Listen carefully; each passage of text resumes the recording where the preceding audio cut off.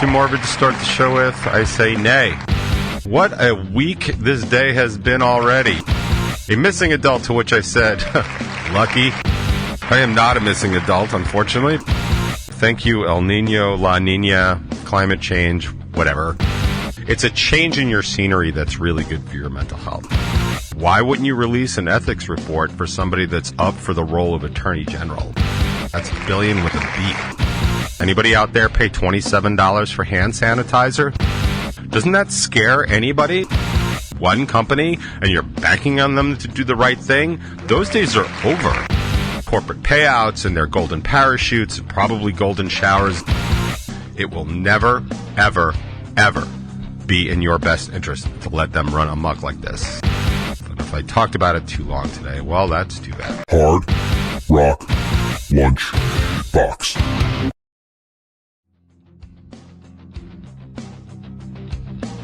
Yep, greetings and salutations, one and all in one, all for one, everything for everybody, all at once, whatever that movie was. Welcome to the Hard Rock Lunchbox. If you're watching on YouTube, welcome to another episode of the Top 20. It is a much-needed rainy day here in the Northeast, a very rainy November 21st, 2024. Oh, man, it has been a day. What a week this day has been already, yeah. Not that I feel like starting weather chats with people, but indeed we do really need the rain here. My daughter was driving the other day and wanted to know why the expressway was telling her there was a burn ban going on, and also, what is a burn ban? She also told me there was a missing adult, to which I said, lucky. I am not a missing adult, unfortunately, but hey, we can all dream, can't we? or not. Too dark? Too morbid to start the show with? I say nay. Never too dark to start the show with. So we here in the Northeast have been under a drought warning, drought watch and stuff, and we actually have been under a burn ban because it's been so dry. Now, I was not saying anything, or trying to not say anything terribly publicly, because the drought weather conditions really make it very wonderful to play soccer games in. We have finished our hurricane season without a single rain game. I don't know that that's even ever happened before. It was like when we were playing Oceanside, and we decided to end the game early, and the ref told me, he's like, it was the first game he ever had without any fouls. And I was like, well, it's a good thing you didn't say anything. Oh, I didn't mean to hit that. It's a good thing you didn't say anything during the game, because my girls definitely would have fouled somebody just for funsies. So that didn't happen. So we had that, and we had a rainless game season, which was really nice, actually, to be on the field and be dry the whole season. So thank you, El Nino, La Nina, climate change, whatever was causing that. But the rain is here today. It's been quite a lot of rain, and I think that's really good, because I think what the Northeast definitely doesn't want to do is become San Diego and have forest fires and stuff like that. So I think we want to pass on that. I personally am a big fan of the open land we have here on Long Island, and basically most of New York State, and most of the Northeast, to be perfectly honest. Like, I really love the idea of open land and open spaces. And as much as some people in the political establishment to my right want to sell off that land for oil, fracking, building, development, stuff like that, because they just want to make money at it, they don't really have any interest in the open spaces. And somebody like me, and honestly, most human beings should be very interested in their open spaces. It's one of the things that can kind of help with stress relief. It kind of just helps, like, the air quality and breathing better. I mean, there's something to be said for being immersed in public open spaces, especially forest or treed or bushed or stuff. I mean, like, those are things that create oxygen. Like, there's places in the West Hills Preserve that I go where it feels just like more oxygen and feels like damper, feel like more humidity and stuff like that, because you have living, I want to say breathing, but I mean, yeah, they're breathing. I mean, they're taking in our carbon dioxide and producing oxygen. So there's definitely respiration happening in the forest, and that's a really good thing for us. And I don't know why people don't appreciate it more. I think it's one of those things that, like, people like having, but really until you take advantage of it and really spend some time in there, you're not even sure what you're missing. I know there are people that are like really big into like hiking and camping and stuff like that. Like, I'm not one of those people, but I do like being in nature. I think to use the completely douchey term, like people are referring to it as like nature baths and stuff like that. And I know that, I think it's just outside Tokyo. They have this public forest, like a park, but it's like a dedicated nature kind of conservation area because Tokyo is just such a metropolis. So to be able to just kind of hop, skip, and jump over to that sort of setting is really, really important, and it's really good for the human spirit. I mean, I feel like I've been preaching this for a solid year. I've been actively walking, anywhere from like 3 to 6 times a week, well over a year now. I don't know when exactly I started. I feel like it was early last year, but just, even when I couldn't walk so much, like just walking the neighborhoods was a good start. But finally, when I had the endurance and the time in my schedule to make a run for the preserve, it was really, really a kind of a game changer. And I find myself very jonesing for that. And sometimes I even like walk down to like the HBC soccer park, which is just an open space surrounded by trees. And that's not as nature because it's it's like walking on a golf course. Excuse me. But it's very refreshing. And anybody that works in tech or, indoors in a cubicle or whatever, like all day staring at a screen and, especially if you're in like fluorescent lights and like air conditioned air, like I really could not recommend it enough. And I feel like anybody that has ever even afforded me the opportunity to give them some sort of advice for life stresses and like overall just general health outside of like eating right, and taking care of your body and like workouts and stuff like that and physical activity. I've always since this time I've been really really pushing the sort of just immerse yourself in nature for just a little while.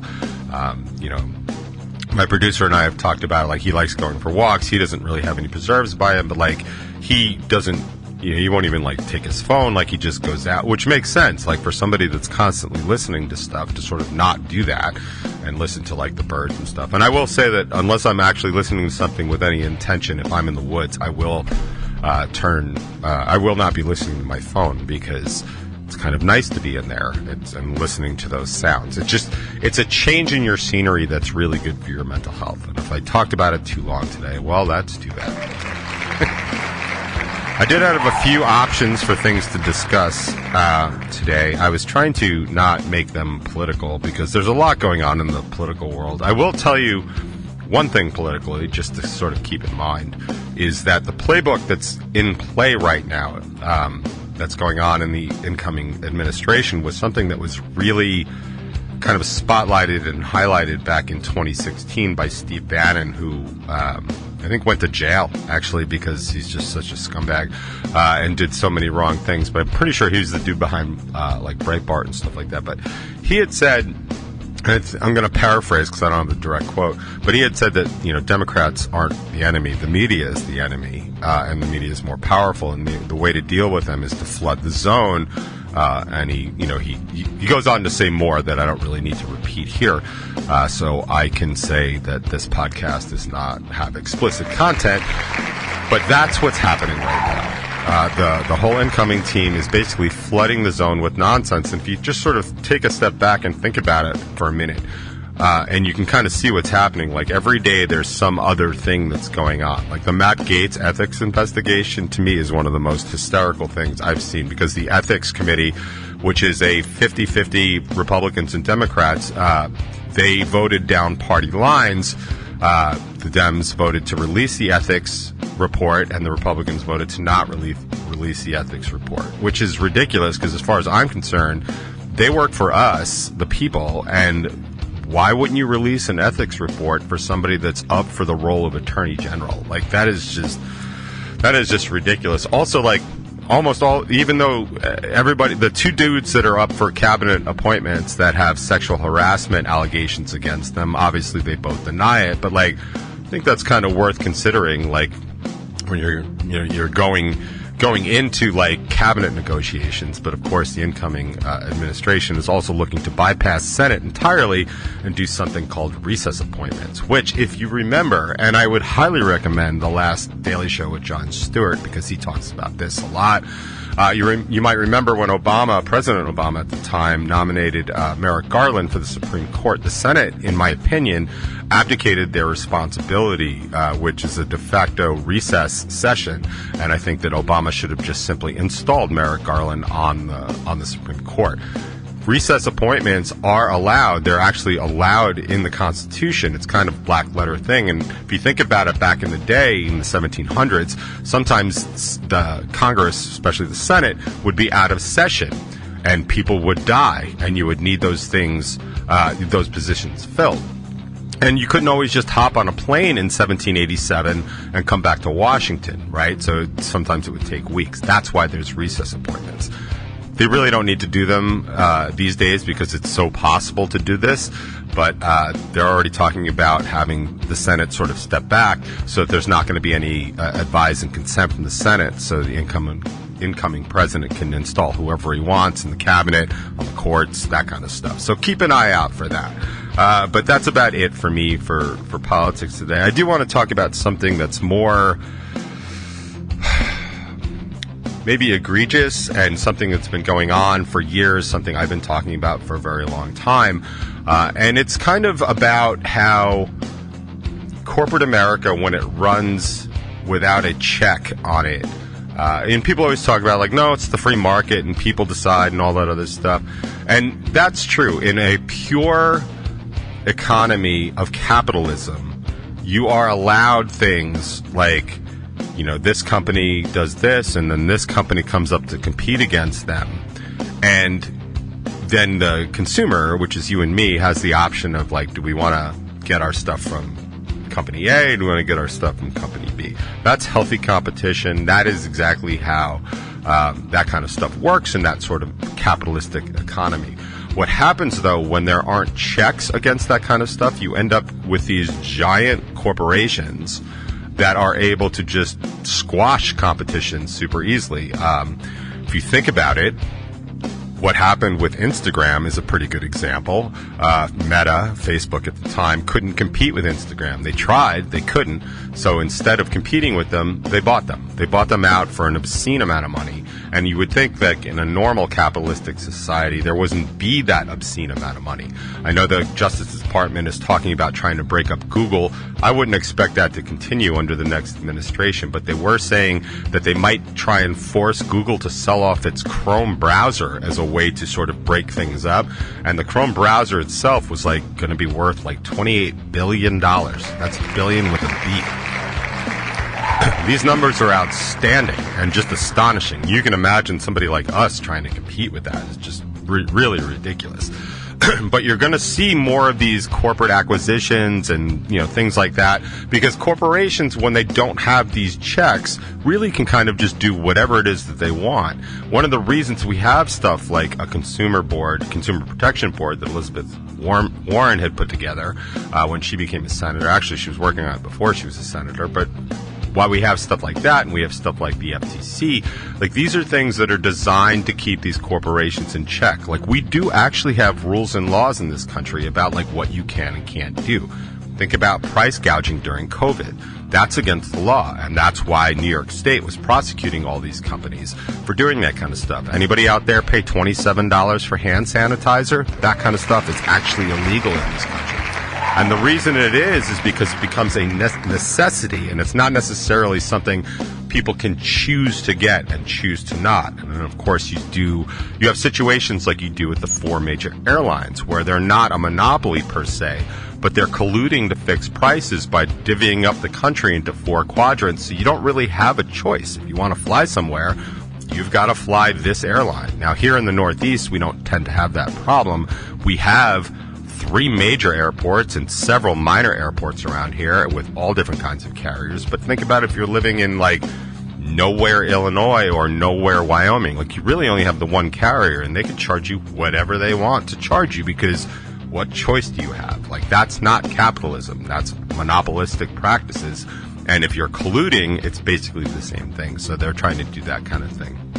But what I wanted to talk about specifically is just how bad practice some of these companies are engaging in and how it affects somebody like, say, me personally.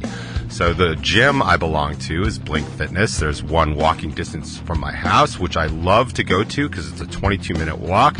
I do like a 20-minute workout and a 22-minute walk back. It is a great workout for me because I hate doing cardio on treadmills and ellipticals, so if I can get a walk there at a high clip, boom, there's my cardio. Blink informed me on Tuesday that they are going to be closing my location on Sunday. Yeah, 5 days. That's what I got. They did tell me I could transfer my membership to one of the other non-franchise ones, which the closest one would be Hicksville in the Broadway Mall, which is not even remotely close to me, certainly not walking distance.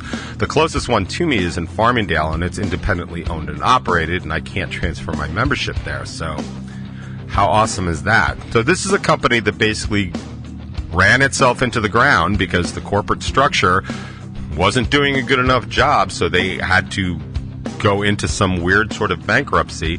Never mind, they could have just charged people a little bit more money. I think that would have at least been an option. You could have floated it to your members instead of just screwing them over like you have.